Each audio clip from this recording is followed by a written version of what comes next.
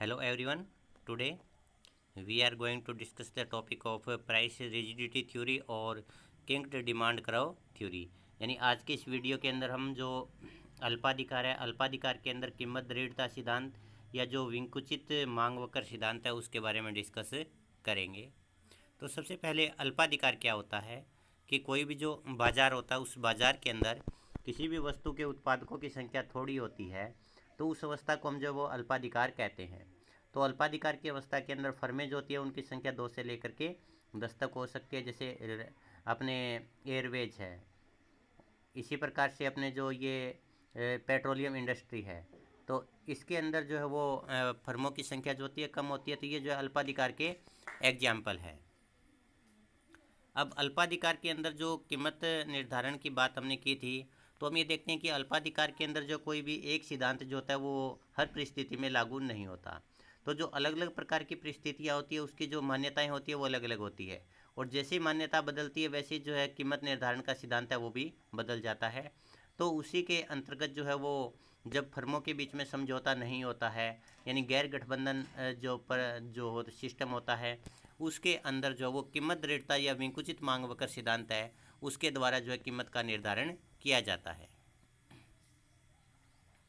तो इसमें कीमत दृढ़ता या विंकुचित जो मांग वक्र है उसका सिद्धांत जो है पॉल एम स्विजी ने 1939 में दिया था। तो इस सिद्धांत का प्रतिपादन करने का श्रेय जो है पॉल एम स्विजी को जाता है। इन्होंने जो है हार्वर्ड कॉलेज था उसके अंदर जो है अपना एक पेपर लिखा था। वैसे तो इनके जो एक साथ में 2 पेपर आए थे लेकिन वो एक दूसरे से अंतर संबंधित थे। तो उस जो पेपर था उसका जो नाम था वो था demand under conditions of oligopoly. तो इस पेपर के अंदर उन्होंने जो विंकुचित मांग वक्र का वर्णन किया है। उन्होंने बताया कि अल्पाधिकार में जो है सामान्य मांग वक्र लागू नहीं होता, कि जिस प्रकार से सामान्य मांग वक्र जो होता है बिल्कुल एक स्ट्रेट लाइन होती है, तो अल्पाधिकार के अंदर जो होता है इस प्रकार का मांग वक्र नहीं होता, बल्कि इस अल्पाधिकार के अंदर जो मांग वक्र होता है उसके अंदर किंक या मोड़ होता है। तो इस प्रकार का जो मांग वक्र जो होता है वो अल्पाधिकार में पाया जाता है। तो इन्होंने ये जो अल्प विंकुचित मांग वक्र सिद्धांत दिया था, उनके इसी सिद्धांत को जो है हॉल और हिच जो थे उन्होंने जो है अपनी पुस्तक लिखी थी price theory and business behaviour, उसमें भी जो है इन्होंने समर्थन किया और उन्होंने इसको आगे बढ़ाया। हॉल और हिच ने जो है इसको एम्पिरिकल रूप से स्टडी किया। उन्होंने 39 जो फर्में थी उन 39 फर्मों के अंदर जो है डाटा इकट्ठे किए, और डाटा इकट्ठे करने के बाद में ये पाया कि फर्मों का जो मांग वक्र होता है वो विंकुचित मांग वक्र होता है, यानी किंक्ड डिमांड कर्व होता है। तो इसको आप एग्जाम्पल के तौर पर भी देखते हैं कि विंकुचित मांग वक्र जो है, पहले आप ये देखते हैं कि होता क्यों है। विंकुचित मांग वक्र जो है इस अवधारणा पर आधारित होता है। इसके जो है 2 बेस है। पहला जो इसका बेस है वो ये है कि जब कभी भी एक फर्म जो है ऊंची कीमत करती है, कि ऊंची कीमत होती है मांग की वस्तु की, तो उस अवस्था के अंदर जो है मांग की लोच अधिक होती है, यानी मांग की लोच जो है अधिक लोचदार होती है। जैसे मान लीजिए ये है, अगर ये जो मांग वक्र है, तो इसमें जो है अगर हम कीमत अधिक की बात करते हैं तो जैसे ही कीमत के अंदर थोड़ा सा परिवर्तन किया जाता है मांग के अंदर काफ़ी ज़्यादा परिवर्तन आ जाता है।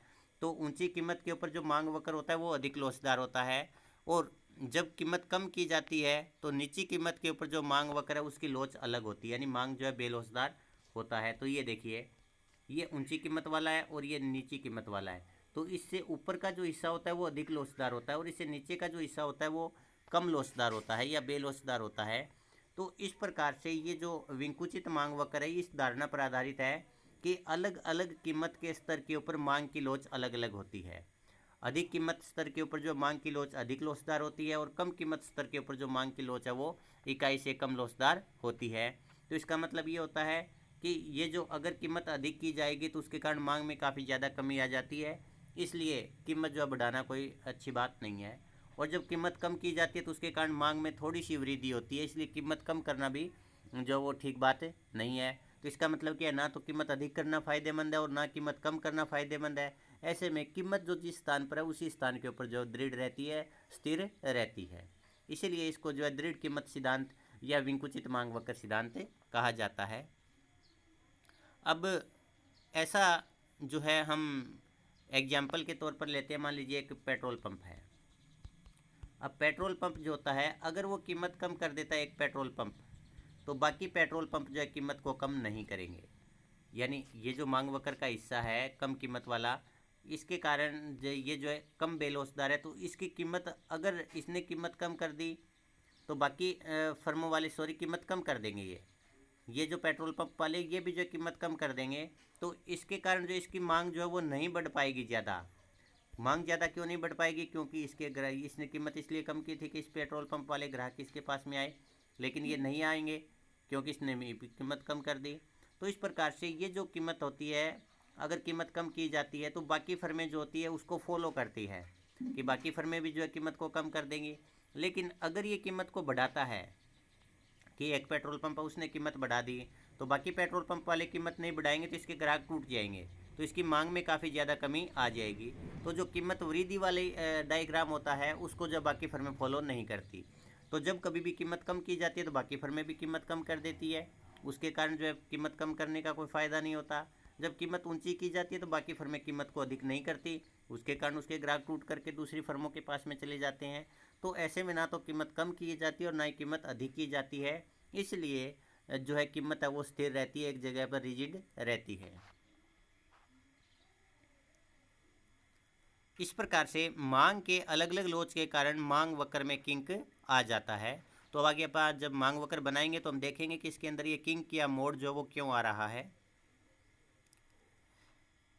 इस किंक या मोड़ के कारण जो है एम आर वक्र टूट जाता है, क्योंकि एम आर जो होता है वो टी आर के ऊपर निर्भर करता है और टी आर जो होता है वो ए आर के ऊपर निर्भर करता है।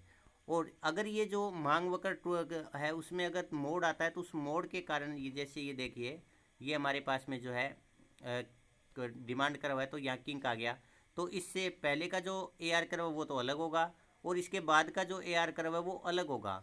तो इस प्रकार से यहाँ पर इस जो हमारे पास में जो ए आर कर्व अलग अलग होने के कारण ये जो एम आर कर्व है वो भी अलग अलग होता है। तो एम आर कर्व अलग होने के कारण इसके अंदर जो है वो डिसकंटिन्यूटी आती है। तो इस प्रकार से ये जो एरिया है, इस एरिया के अंदर अगर कभी भी मार्जिनल कॉस्ट होगी उसमें अगर परिवर्तन आएगा, क्योंकि जो M R equal to M C होना चाहिए, ये हमारे पास में जो है किंक डिमांड कर्व है, ये हमारे पास में जो है एम आर कर्व है, ये हमारे पास में एम सी है। तो जब तक एम सी इस एरिया में रहेगी डिसकंटिन्यूटी वाले एरिया में, यानी एम आर जहाँ पर जो है कट कर रहा है उस एरिया के अंदर अगर एम सी में परिवर्तन होता है तो उसके कारण कीमत में कोई परिवर्तन नहीं होता, क्योंकि यहाँ पर M R equal to M C जो है रहते हैं, तो उसके कारण जो है कीमत स्थिर रहती है, कीमत में कोई परिवर्तन नहीं होता। पहले आप इसकी अजम्पशन देखते हैं। पहली अजम्पशन है कि बाजार में एक प्रचलित कीमत है, यानी बाजार के अंदर पहले से एक निर्धारित कीमत है यहाँ पर मानी गई है, और वो कीमत जो उस बिंदु के ऊपर निर्धारित होती है जहाँ पर बाजार के अंदर किंक होता है, जहाँ पर बाजार में मोड़ होता है। तो मोड़ के स्तर के ऊपर जो कीमत का निर्धारण होता है।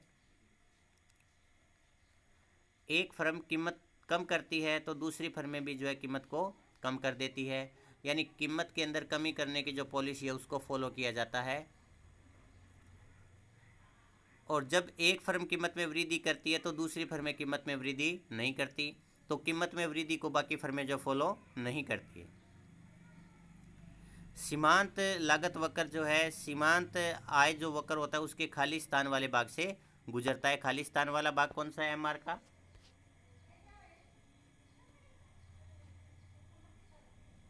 ये जो एरिया है, ये एरिया जो एम आर का डिसकंटिन्यूटी एरिया होता है, तो ये जो एम सी कर्व होता है ये इसमें से गुजरता है। इसलिए जब तक ये इसमें से जो गुजर करके चेंज होता रहेगा कि इस डिसकंटिन्यूटी एरिया के अंदर ये बदलता रहेगा, तब तक जो कीमत में कोई परिवर्तन नहीं होगा।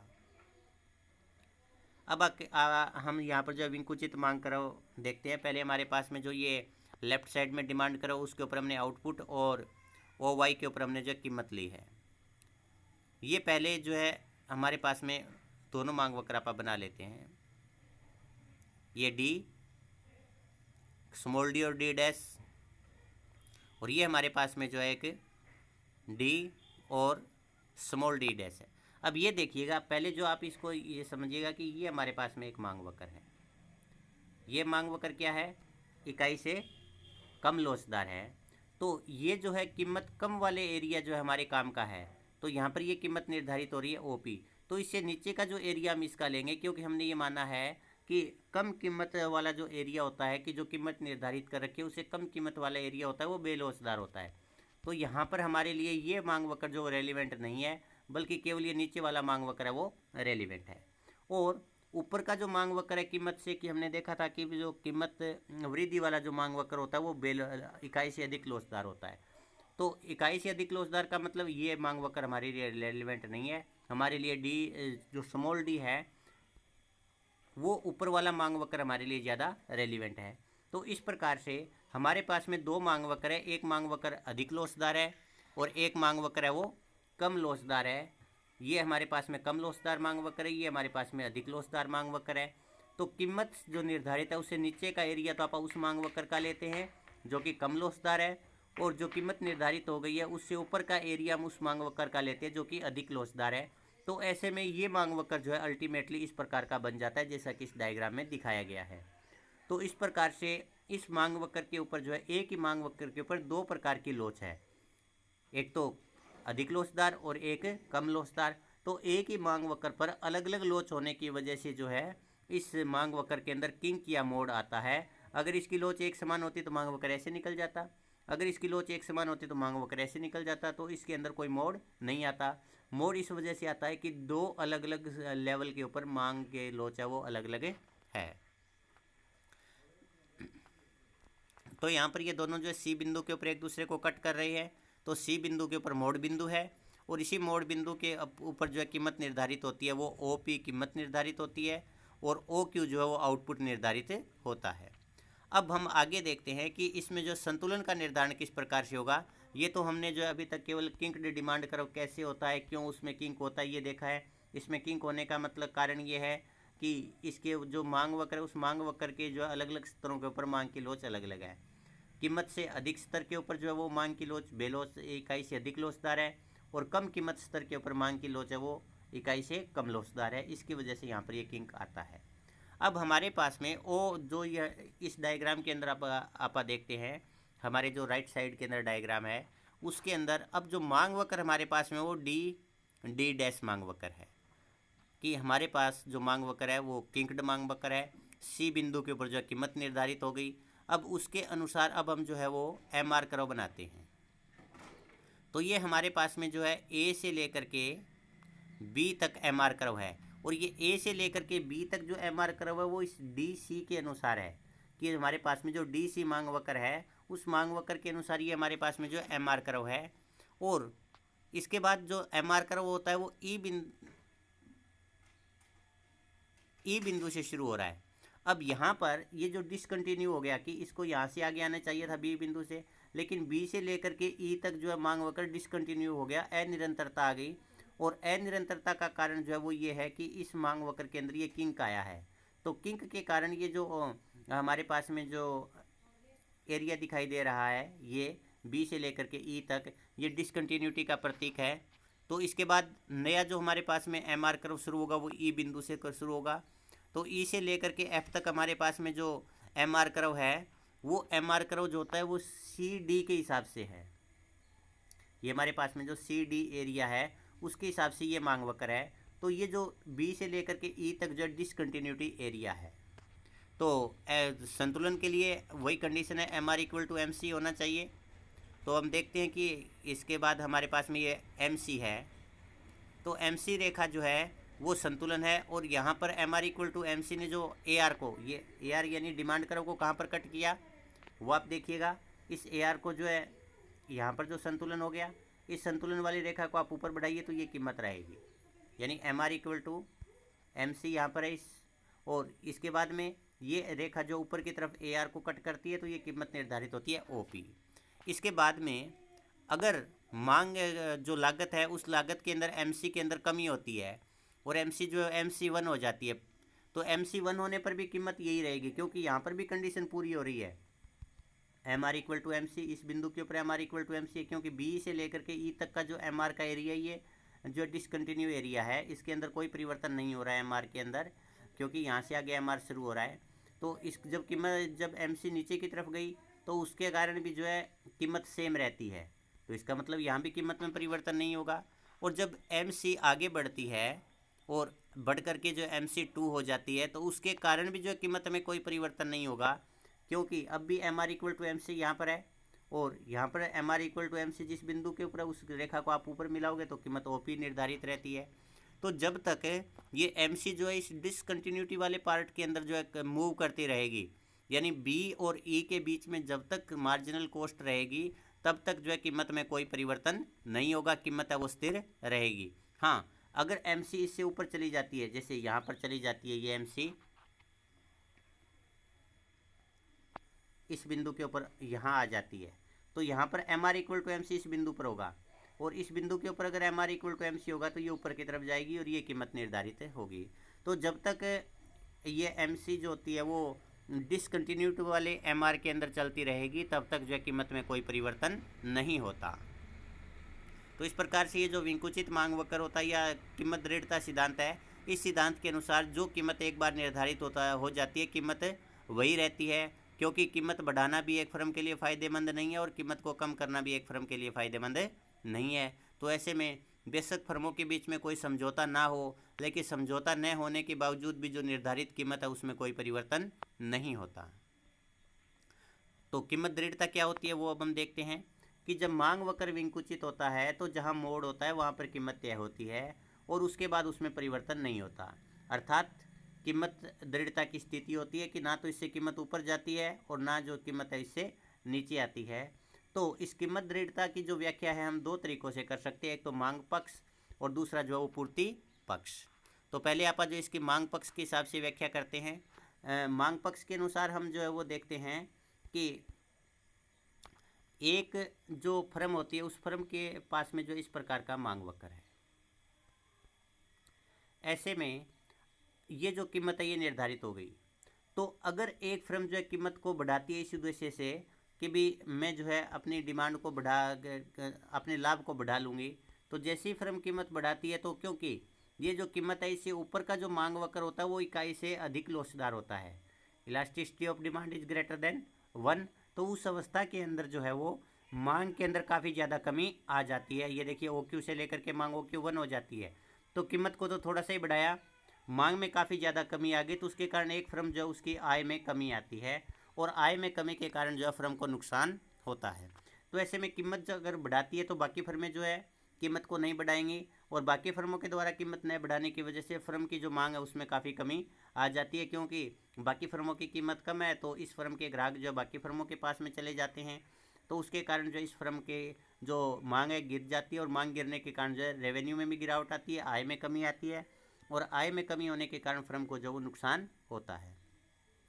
दूसरा, अगर फर्म कीमत को कम करके ग्राहक बढ़ाना चाहती है तो देखिए मांग के अंदर बहुत ही थोड़ी वृद्धि होती है, पहले ये मांग है लेकिन फर्म ने कीमत कम की है तो उसके कारण जो बहुत ही थोड़ी मांग बढ़ी है, तो इसके कारण इसका जो रेवेन्यू है वो उसके अंदर जो काफ़ी कम वृद्धि होती है।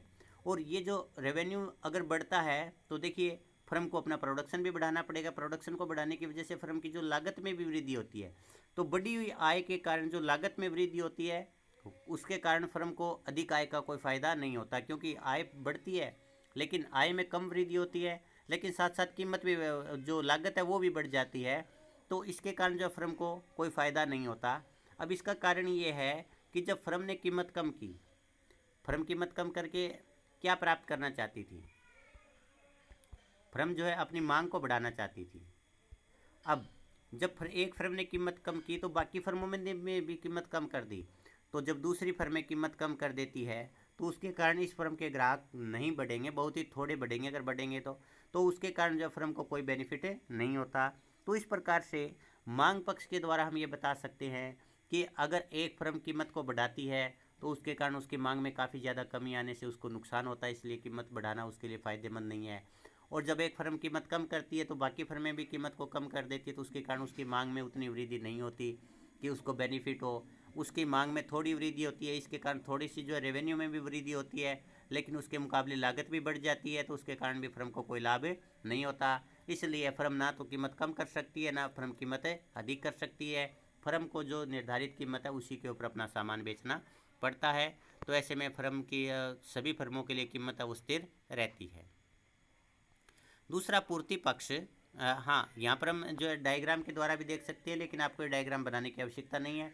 यहाँ पर हमने जो केवल समझाने के लिए जो ये डायग्राम लिया है कि ये देखिए आप कि जब फर्म ने जो है कीमत बढ़ाई तो मांग के अंदर जो काफ़ी ज़्यादा कमी आ गई, क्योंकि ये जो एरिया है अधिक कीमत वाला एरिया ये लोचदार है, तो ऐसे में फर्म को नुकसान होगा। और जब फर्म कीमत कम करती है तो फर्म की मांग के अंदर बहुत ही थोड़ी वृद्धि होती है। तो जब फर्म की मांग के अंदर थोड़ी वृद्धि होती है तो उसके कारण जो उसकी आय में कम वृद्धि होती है, और आय में कम वृद्धि होने का मतलब है कि फर्म को जो है कोई फ़ायदा नहीं होता। तो इस प्रकार से ये जो डायग्राम है, इस डायग्राम के अंदर ऊपर का जो एरिया है वो फर्म के लिए लोचदार है और नीचे का जो एरिया है वो बेलोचदार है। इसलिए ना तो फर्म को कीमत अधिक करने से कोई फ़ायदा होता है, ना फर्म को कीमत कम करने से कोई फ़ायदा होता है। इसलिए एक फर्म जो होती है अपनी कीमत को स्थिर रखती है, या जो निर्धारित कीमत है उसी के ऊपर अपना सामान बेचती है। नेक्स्ट है पूर्ति पक्ष।